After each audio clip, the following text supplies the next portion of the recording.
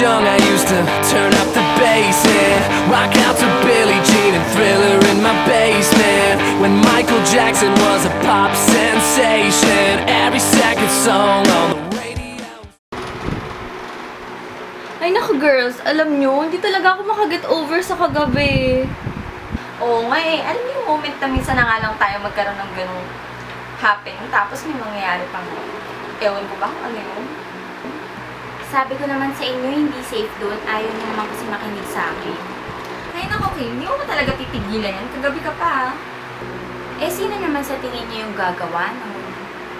Naalala niyo ba yung sinabi ko sa inyo kagabi? Siyempre hindi na. Ano ba yun? Yung sila Neri, yung tingin sila ng tingin sa grupo natin. Hindi ko alam kung bakit ba sila tingin natin. Don't tell me, pinagiginalaan niyo si Neri. Ate, may package kayo para sa inyo.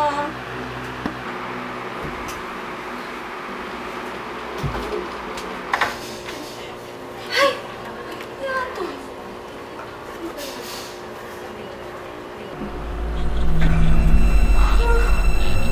Ito. Eh kasi nga, di ba, nung party, iba talaga yung tingin ng grupo nila sa atin. Parang may binabalak na masama.